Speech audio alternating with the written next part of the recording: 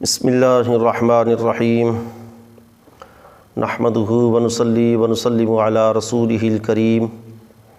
اما بعد فاعوذ باللہ من الشیطان الرجیم بسم اللہ الرحمن الرحیم ومن الناس من يقول آمنا باللہ وبالیوم الآخر وما هم بمؤمنین یخادعون اللہ والذین آمنوا وما یخدعون الا انفسهم وما یشعرون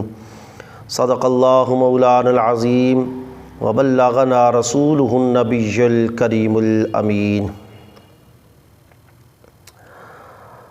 سورہ بقرہ کی آیت نمبر 7 کے اندر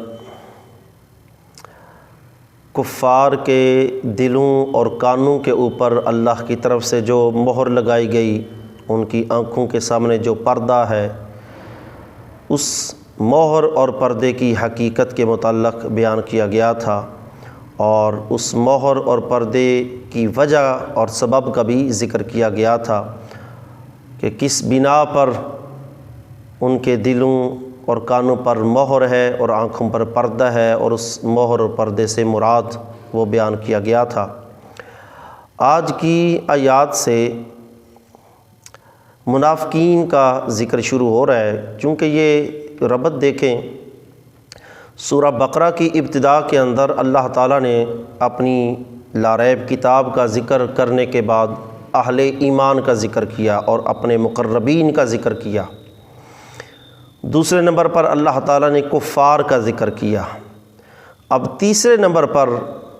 اللہ تبارک و تعالیٰ منافقین کا ذکر شروع کر رہا ہے، اور رہا مسئلہ مشرکین کا، تو جہاں مطلقاً کفر آئے وہاں شرک مشرک بھی ساتھ شامل ہوتے ہیں، تو کفار کا جہاں ذکر گزرا ہے وہاں مشرکین بھی ان کفار کے ساتھ شامل ہیں۔ منافقین کے متعلق آج ہم پڑھیں گے کہ نفاق یا منافقین کی ابتدا کب ہوئی اور کہاں سے ان منافقین کی اور ان کے نفاق کی ابتدا ہوئی، اور اس کے پیچھے سبب کیا تھا ان کی منافقت کی۔ اللہ تعالیٰ نے ارشاد فرمایا وَمِنَ النَّاسِ، لوگوں میں سے کچھ لوگ، یہ کچھ جو ہے یہ من ہے، من تبعیضیہ، بعضیت والا معنی اس سے کیا جاتا ہے، بعض لوگ یا کچھ لوگ۔ وَمِنَ النَّاسِ، لوگوں میں سے کچھ لوگ، من یقول، جو کہتے ہیں، آمنا باللہ، ہم ایمان لائے اللہ پر، والیوم الآخر، اور آخرت کے دن پر ایمان لائے، وما ہم بمؤمنین، حالانکہ وہ مومن نہیں ہیں۔ یخادعون اللہ، دھوکہ دینا چاہتے ہیں اللہ تعالیٰ کو، والذین آمنوا، اور ایمان والوں کو، وما یخدعون، اور نہیں وہ دھوکہ دیتے، الا انفسہم، مگر اپنے آپ کو ہی، وما یشعرون، اور انہیں اس بات کا شعور نہیں ہے۔ منافقین جن کے متعلق کہا جا رہا ہے کہ منافقین جو ایمان ظاہر کرتے تھے اور اندر سے دل سے وہ کافر تھے، اور اللہ پر اور آخرت کے دن پر ایمان کا دعویٰ کرتے تھے، لیکن اللہ نے فرمایا وما ہم بمؤمنین۔ اس اللہ تبارک و تعالیٰ کے طرز سے پتہ یہ چلا کہ جس دعویٰ کی دلیل صحیح نہ ہو وہ دعویٰ مردود ہوتا ہے۔ اب یہ دعویٰ تو کر رہے ہیں آمنا باللہ وبالیوم الآخر، کہ ہم اللہ اور آخرت کے دن پر ایمان لائے، یہ دعویٰ تو ان نے کیا، لیکن دلیل ان کی صحیح نہیں تھی۔ یہ نبی علیہ الصلوۃ والسلام یا اسلام کو مانتے نہیں تھے، دل سے نہیں تسلیم کیا، زبان سے صرف اظہار کرتے تھے، تو ان کا دعویٰ جو ہے وہ دلیل کے موافق نہیں تھا، دلیل کے مخالف تھا۔ اس بنا پر اللہ تبارک و تعالی نے فرمایا وما ہم بمؤمنین۔ نفاق، اس کا مفہوم کیا ہے؟ نفاق کہتے ہیں اظہار الخیر و اسرار الشر، خیر کا اظہار کرنا اور شر کو چھپانا، یعنی کسی کو دھوکہ دینا ہے تو دھوکہ دیتے وقت اس کے متعلق جو شر ہے وہ دل میں چھپائے رکھنا، اور جو اس کے ساتھ شر کرنا ہے، جو اس کو دھوکہ دینا ہے، وہ دل میں چھپائے رکھنا، اور اس کے ساتھ جو دوستی ہے، اس کے ساتھ جو نیکی ہے، اس کے ساتھ جو اعتماد کی فضا ہے وہ قائم کرنے کے لیے اچھائی کا اظہار کرنا۔ اب نفاق کی اقسام بھی ہیں، ایک نفاق ہوتا ہے اعتقادی، ایک نفاق ہوتا ہے عملی۔ نفاق اعتقادی ہوتا ہے کہ جس کے عقیدے کے اندر منافقت ہو، کہ عقیدے کے لحاظ سے وہ اندر سے کافر ہے، دل سے وہ کافر مشرک ہے، لیکن زبان سے وہ اپنے آپ کو مومن ظاہر کرتا ہے۔ اور یہاں سے جو سلسلہ شروع ہو رہا ہے منافقین کا، یہی منافقین منافق اعتقادی مراد ہیں۔ اور یہ بھی ذہن میں رکھیں کہ منافق اعتقادی جو ہے یہ نبی پاک صلی اللہ علیہ وسلم کے زمانہ کے بعد اب ہمارے لیے پہچاننا یہ ممکن نہیں ہے۔ ہمارے لیے مشکل ہے کہ ہم کسی کے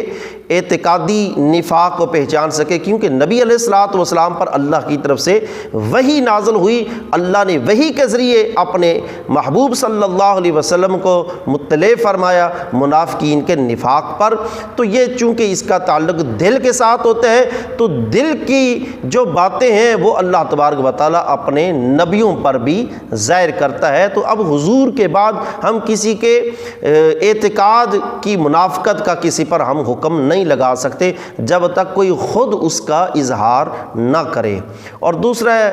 نفاق عملی، عمل کے اندر نفاق، عمل کے اندر کوتاہی، جیسے حدیث میں آتا ہے بات کرے تو جھوٹ بولے، جب بھی جھگڑے تو گالی گلوچ کرے، وعدہ خلافی کرے، اس کے پاس امانت رکھی جائے تو امانت میں خیانت کرے۔ اس قسم کی نشانیاں نفاق عملی کی نبی علیہ الصلوۃ والسلام نے بیان فرمائی ہیں۔ اب یہ مدینے کے اندر نفاق آیا کہاں سے آیا، اس کی ابتدا کب اور کیسے ہوئی، اس کے متعلق ابن کثیر نے تفسیر ابن کثیر کے اندر بڑی تفصیل کے ساتھ اس کا ذکر کیا ہے۔ وہ اس سورۃ بقرہ اور دیگر جو مدنی صورتیں ہیں ان کے متعلق ذکر کرتے ہیں، انما نزلت صفات المنافقین فی الصور المدنیہ، منافقوں کی جتنی بھی صفات یا ان کے اوصاف کا یا ان کی خصلتوں کا، منافقین کا جتنا بھی تذکرہ آیا ہے وہ مدنی صورتوں کے اندر آیا ہے۔ اس کی وجہ کیا ہے؟ لِأَنَّ مَكَّةَ لَمْ يَكُنْ فِيهَا نِفَاقٌ، مکہ کے اندر نفاق نہیں تھا۔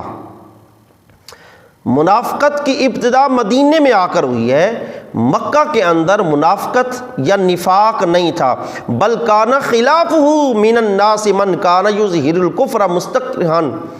وہو فی الباطن مؤمن، بلکہ مکہ کے اندر تو اہل ایمان کو ابتدائی اسلام کے اندر اللہ کی طرف سے حکم تھا کہ تم نے اپنے ایمان کا اظہار نہیں کرنا۔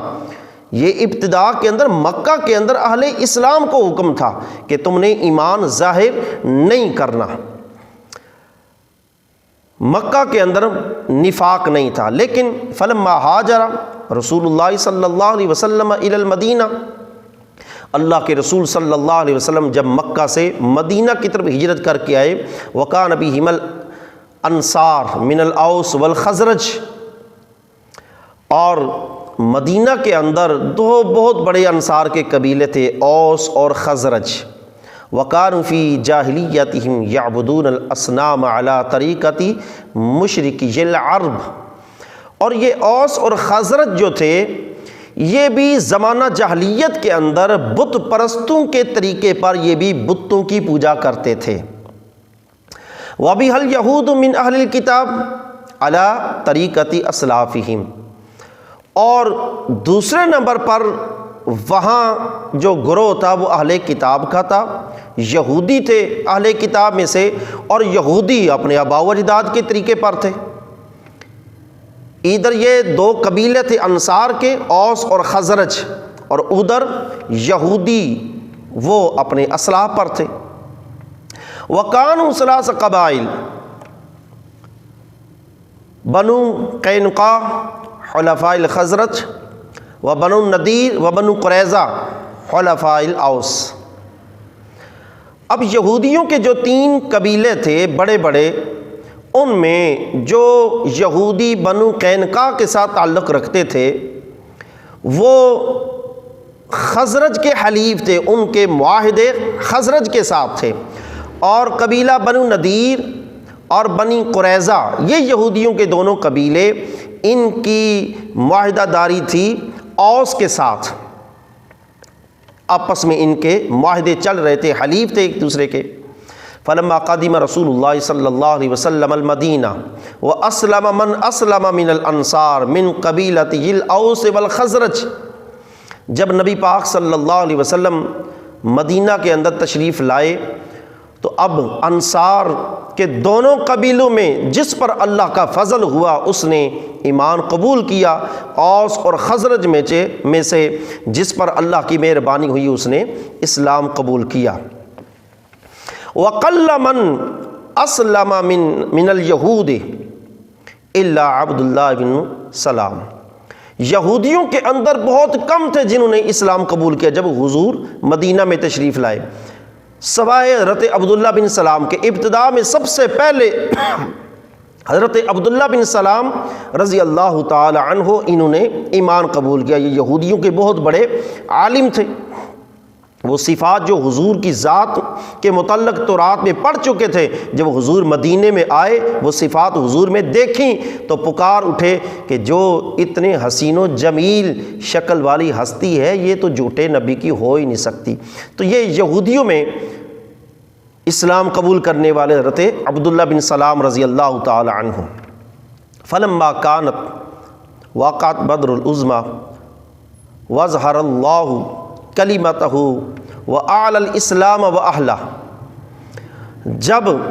غزوہ بدر ہوئی اور اللہ تبارک و تعالیٰ نے اپنے دین کو بلند کیا، اہل اسلام اور اسلام کو اللہ رب العزت نے قوت اور شان و شوکت عطا فرمائی۔ قال عبداللہ بن ابی بن سلول، عبداللہ بن ابی بن سلول کان رأسا فی المدینۃ، یہ مدینے کے اندر ایک سردار تھا، وہ من الخزرج، اس کا تعلق خزرج قبیلے کے ساتھ تھا۔ وَكَانَ سَيِّدُ الطَّائِفَتَيْنِ فِي الْجَاهِلِيَّةِ، زمانہ جاہلیت کے اندر یہ عبداللہ بن ابی بن سلول یہ اوس اور خزرج دونوں قبیلوں کا یہ سردار تھا۔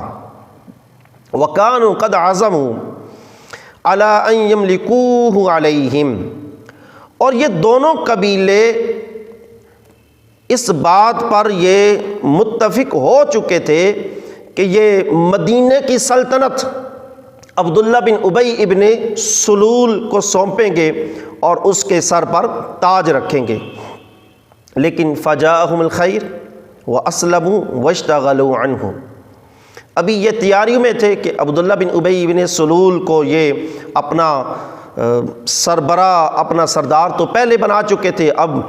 بادشاہت کا تاج اس کے سر پر رکھنے والے تھے کہ نبی علیہ الصلوۃ والسلام مدینہ میں تشریف لے، اسلام مدینہ کے اندر داخل ہو گیا۔ تو اب یہ دونوں قبیلے اوس اور خزرج یہ دونوں اسلام کے اندر دھڑا دھڑ اب یہ داخل ہونا شروع ہو گئے۔ فشغلوا عنہ،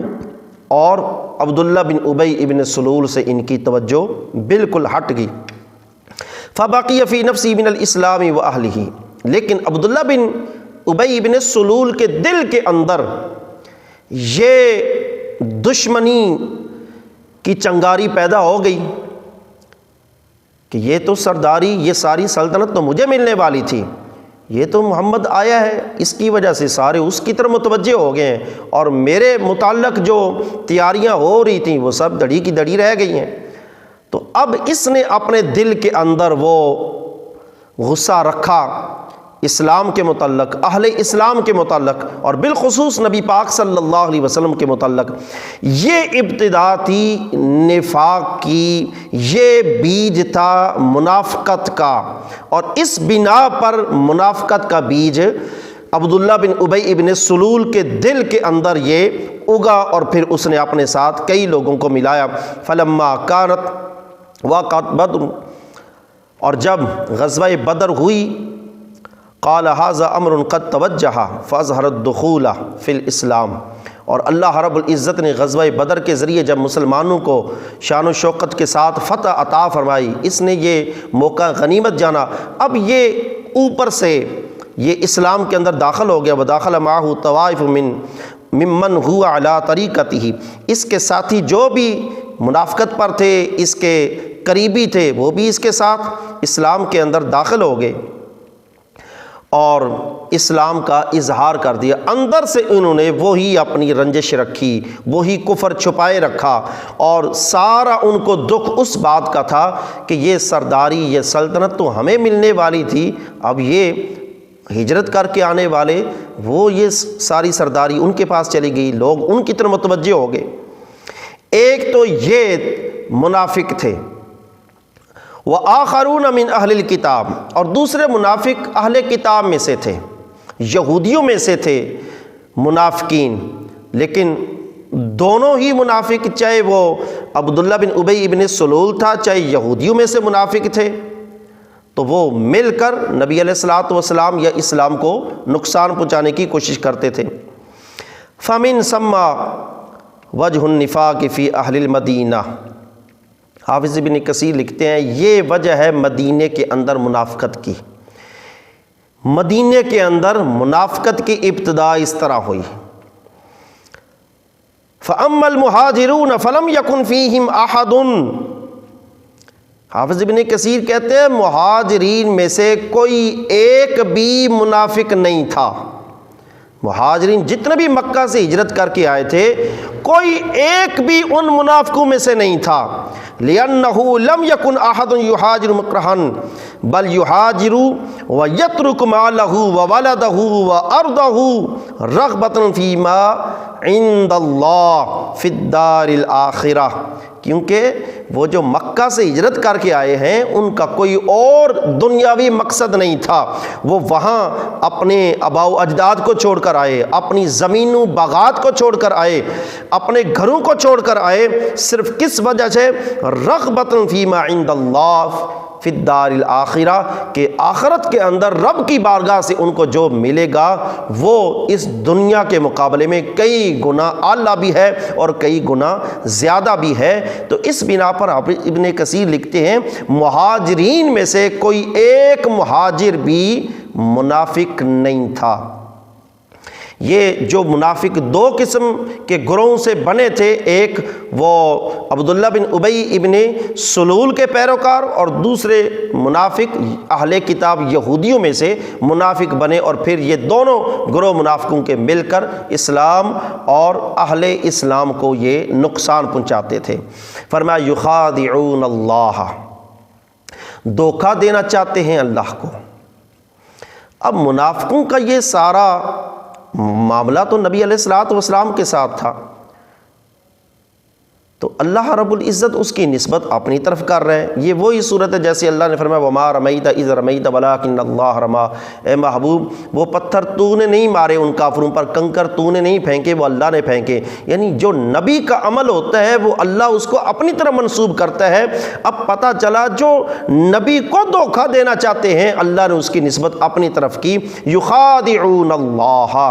دھوکہ دینا چاہتے ہیں اللہ تعالیٰ کو، دے تو نہیں سکتے، کیونکہ اللہ سے تو دھوکہ تو اس کو دیا جا سکتا ہے جس سے کچھ چیز پوشیدہ ہو، اور دھوکے کی یہ نفاق کی تعریف یہ کہ اظہار الخیر و اسرار الشر، خیر کا ظاہر کرنا اور شر کا چھپانا۔ اللہ سے تو کچھ چھپایا جا ہی نہیں سکتا، تو پھر اللہ کو دھوکہ کیسے دیا جا سکتا ہے؟ دھوکہ تو اس کو دیا جا سکتا ہے جس سے کچھ چیز ہم مخفی رکھ سکتے ہیں، اللہ سے کوئی شے پوشیدہ ہے ہی نہیں، تو پھر دھوکہ کیسے؟ یخادعون اللہ، فرمایا دھوکہ دیتے نہیں، دھوکہ دینا چاہتے ہیں، وہ کوشش کرتے ہیں، دینے کی کوشش کرتے ہیں لیکن دے نہیں سکتے۔ تو اللہ نے وہ جو نبی علیہ الصلوۃ والسلام کے ساتھ ان کا معاملہ ہے اس کو اپنی طرف منسوب کیا کہ یہ میرے نبی کو دھوکہ دینا چاہتے ہیں، تو یہ نبی کو نہیں، یہ اللہ کے ساتھ دھوکہ دینے کی کوشش کرتے ہیں۔ تو جیسے اللہ سے ان کا معاملہ پوشیدہ نہیں، تو اللہ ان کا معاملہ اپنے محبوب سے بھی پوشیدہ نہیں رکھے گا۔ نہ اللہ کو یہ دھوکہ دے سکتے ہیں یا نبی پاک صلی اللہ علیہ وسلم کو، نہ ان کو دھوکہ دے سکتے ہیں۔ یخادعون اللہ والذین آمنوا، اور اہل ایمان کو دھوکہ دینا چاہتے ہیں۔ وما یخدعون الا انفسهم وما یشعرون، اللہ فرماتا ہے یہ حقیقت میں یہ اپنے آپ کو دھوکہ دیتے ہیں، نہ اللہ کو دے سکتے ہیں، نہ نبی پاک صلی اللہ علیہ وسلم کو، نہ اہل ایمان کو، یہ اپنے آپ کو دھوکہ دیتے ہیں، اور ان کے دھوکے کا بدلہ قیامت کے دن ہوگا۔ حدیث پاک میں آتا ہے جب کفار کو جہنم کے اندر پھینکا جائے گا، جب کافی عرصہ گزر جائے گا، عذاب کے اندر مبتلا ہوں گے، رب کی بارگاہ میں گڑ گڑا کر یہ روئیں گے، اپنی معافی بخشش طلب کریں گے، تو اللہ رب العزت ان کے لیے دروازے کھول دے گا، جاؤ جنت کی طرف، جاؤ جنت کی طرف۔ جب یہ دروازوں کے قریب پہنچیں گے تو دروازے بند کر دیے جائیں گے، ان کو، ان کے ساتھ شیاطین کو پھر جہنم کے اندر دھکیل دیا جائے گا، وہ جہنم سے باہر نکل ہی نہیں سکیں گے، دروازے کھلیں گے، وہ دوڑ کر جائیں گے نکلنے کے لیے، لیکن جب قریب جائیں گے دروازے بند ہو جائیں گے ان کے ساتھ۔ جب یہ معاملہ ہوگا تو اس وقت اہل ایمان بھی کہیں گے یہ تم ہمارے ساتھ یہ معاملہ کرتے تھے، آج اس کا بدلہ تمہیں یہ جہنم کے اندر تمہارے ساتھ معاملہ کیا جا رہا ہے۔ یہ منافقت اور نفاق یا منافقین کی ابتدا مدینہ سے ہوئی، اور اس کی وجہ اور اس کا سبب بھی ذکر کیا۔ اللہ رب العزت ہمیں ایمان اور اسلام کی سلامتی عطا فرمائے، پکا سچا مومن بنائے، نفاق اور منافقت سے بچنے، دوسروں کو بچانے کی توفیق عطا فرمائے۔ آمین۔ وآخر دعوانا ان الحمد للہ رب العالمین۔